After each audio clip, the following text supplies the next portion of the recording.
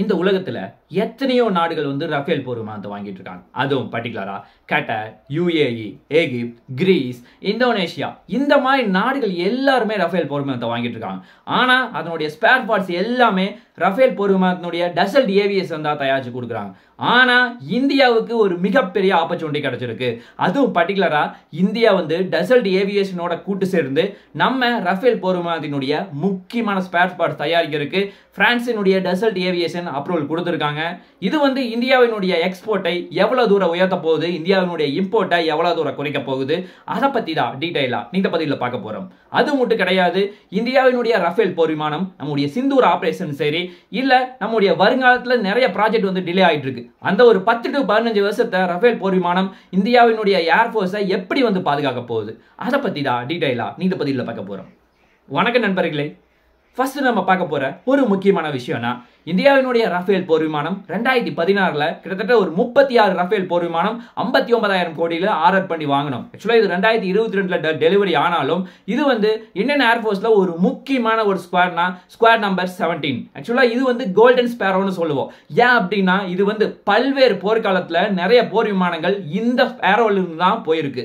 அதுவும் பர்டிகுலரா 1965, 1971, 1999 அதாவது கார்கில் போர் வரைக்கும் எல்லா பிரச்சனையுமே சமாளிச்சிருக்கு. ஆனா 2016ல பல பிரச்சனை காரணமா இந்த ஸ்குவாட் நம்பர் 17 க்ளோஸ் பண்ணாங்க. அதன் பிறகு 2019ல நம்ம இந்த 36 ரஃபேல் போர் விமானத்தை வாங்கி இது வந்து மீண்டும் அதாவது சிந்தூர் ஆபரேஷன் வரைக்கும் இன்னைக்கு எதிரிகளை அடிச்சு நொறுக்கிட்டு இருக்கு. இன்னொரு 10 to 15 வருஷம் நம்மளுடைய நாட்டை காப்பாற்ற போவதே இந்த ரஃபேல் போர் விமானம் தான். அது மட்டும் கிடையாது, இந்த ரஃபேல் போர் விமானத்தினுடைய ஸ்பேர் பார்ட்ஸ் இது வரைக்கும் நம்ம 2022ல ஆர்டர் பண்ணி நமக்கு டெலிவரி ஆச்சு. கிட்டத்தட்ட 3 to 4 வருஷமா நமக்கு தேவையான முக்கியமான ஸ்பேர் பார்ட்ஸ் எல்லாமே எங்க வந்து வருதுன்னா பிரான்சினுடைய டசல்ட் ஏவியேஷன் அவங்க கம்பெனிக்காரங்களே தயாரிச்சு நமக்கு கொடுக்குறாங்க. அந்த மாதிரி நம்ம வாங்கிட்டு இருந்தோம். இதனால நம்முடைய இம்போர்ட் செலவு ரொம்ப அதிகரிக்குது. அதனால அவங்க என்ன யோசிக்கிறாங்கன்னா, வருங்காலத்துல 114 மல்டி ரோல் ஃபைட்டர் ஏர்கிராஃப்ட நிறைய முக்கியமான கம்பெனிகள் எல்லாமே இந்தியாவுக்கு வந்து அதாவது ஃபாரின் கம்பெனி இந்தியாவுக்கு வந்து நிறைய நமக்கு பண்ணி கொடுக்க போறாங்க. அதுல டசல்ட் ஏவியேஷன் ரொம்ப ஆர்வமா இருக்காங்க.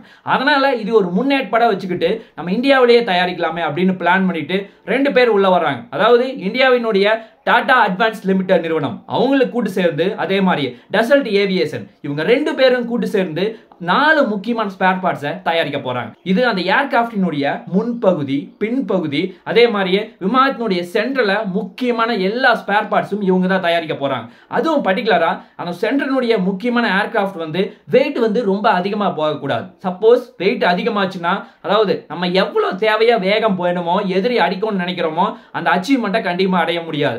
அதனால அந்த பகுதியும் இவங்களே தயாரிக்க போறாங்க. இது எங்க தயாரிக்க போறாங்கன்னா ஹைதராபாத்னுடைய ஒரு முக்கியமான ஸ்பெஷாலிட்டியில 2028ல ஸ்டார்ட் பண்ண போறாங்க. அப்போ ஸ்டார்ட் ஆயிடுச்சுன்னா மாசத்துக்கு 2 முக்கியமான ஸ்பேர் பார்ட்ஸை அவுட்புட் பண்ண முடியும் அப்படிங்கிற ஒரு மிகப்பெரிய நம்பிக்கையை தெரிவிக்கிறாங்க. அதே மாதிரியே இந்த ரஃபேல் போர் விமானம் இந்தியாவுக்குள்ள வந்ததுக்கு அப்புறம் ஆக்சுவலா நம்ம 36 ரஃபேல் போர் விமானத்தை மட்டும் வாங்க கிடையாது, நம்ம மீண்டும் வந்து 26 ரஃபேல் போர் விமானத்தை 63,000 கோடிக்கு ஆர்டர் பண்ணியிருக்கோம். ஆக்சுவலா ஃபர்ஸ்ட் 36 வந்து இந்தியன் ஏர்ஃபோர்ஸ்க்கு, ஆனா மறுபடியும் ஒரு 26 ரஃபேல் போர் விமானம் இந்தியனுடைய நேவி டிபார்ட்மெண்ட்டுக்கு வரப்போகுது. ஆக்சுவலா இது வந்து ஐஎன்எஸ் விக்ரமாதித்யா, ஐஎன்எஸ் விக்ராந்த் இந்த 2 முக்கியமான விமானம் தாங்கி போர்க்கப்பல்ல இது வந்து இந்தியாவினுடைய பாதுகாவலனா செயல்பட போகுது.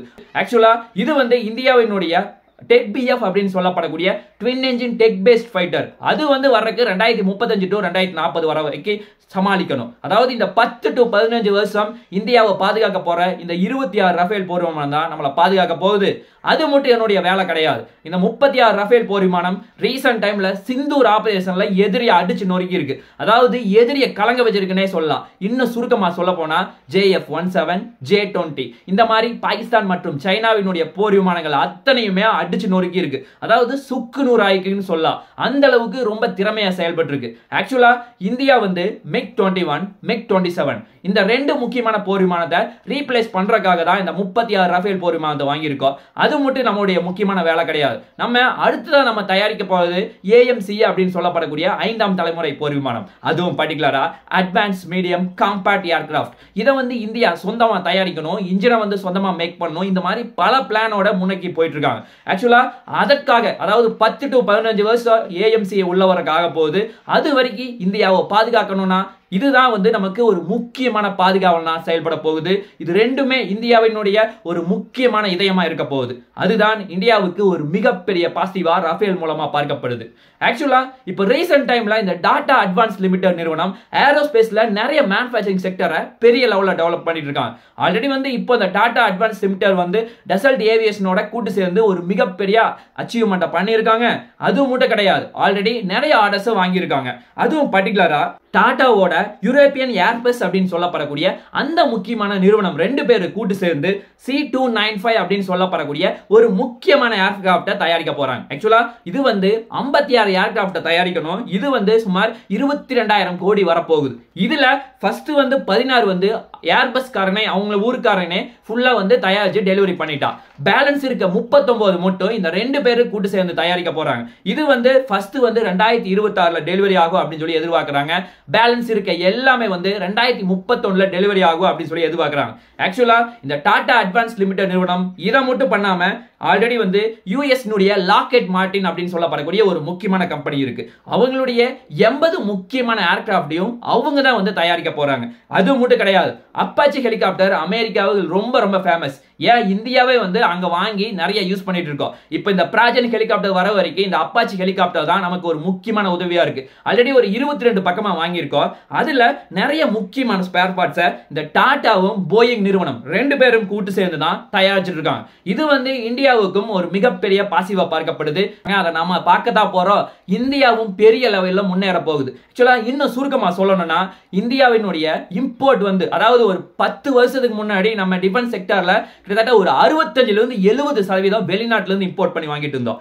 ஆனா கரண்ட் சிச்சுவேஷன் 2025 இப்போ நம்ம 70% எல்லா டிஃபென்ஸ் ப்ராடக்ட்டையும் இந்தியாவிலேயே தயாரிக்கிறோம். பேலன்ஸ் ஒரு 30%, அதாவது இன்ஜின் மாதிரி ரொம்ப டிஃபிகல்ட்டான பார்ட் மட்டும் தான் நம்ம வெளிநாட்டுல இருந்து இம்போர்ட் பண்ணி வாங்குறோம். இந்தியா வந்து மேக் இன் இந்தியா அப்படிங்கிற ஒரு திட்டத்தின் மூலமா நிறைய பொருட்களை இந்தியாவிலேயே உற்பத்தி செஞ்சுட்டு இருக்கோம். ஆக்சுவலா இந்தியாவினுடைய எல்லா குவாலிட்டி ப்ராடக்ட்டையும் பார்த்துட்டு வெளிநாடுகள் நிறைய பேர் வந்து நம்ம கிட்ட ஆர்டர் பண்ணி வாங்கிட்டு இருக்காங்க. அந்த அளவுக்கு இந்தியா பெரிய லெவல்ல டெவலப் ஆயிருக்கு. இது வந்து இந்தியாவுக்கு ஒரு மிகப்பெரிய பாசிட்டிவா பார்க்கப்படுது. அதே மாதிரியே இந்த வீடியோ முடியறதுக்கு முன்னாடி இந்தியா வந்து இந்த ரஃபேல் போர் விமானத்தை டாடா நிறுவனம் இந்தியாவில் தயாரிக்கிற காரணத்தினால நம்ம எந்த அளவுக்கு உயர போறோம் அப்படிங்கிறத கீழே கண்டிப்பா கமெண்ட் லீவ் பண்ணுங்க. இதே மாதிரி இன்னொரு இன்ட்ரெஸ்டிங்கான வீடியோவில் உங்களை நான் சந்திக்கிறேன். நன்றி, வணக்கம், தேங்க்யூ, ஜெய் ஹிந்த்.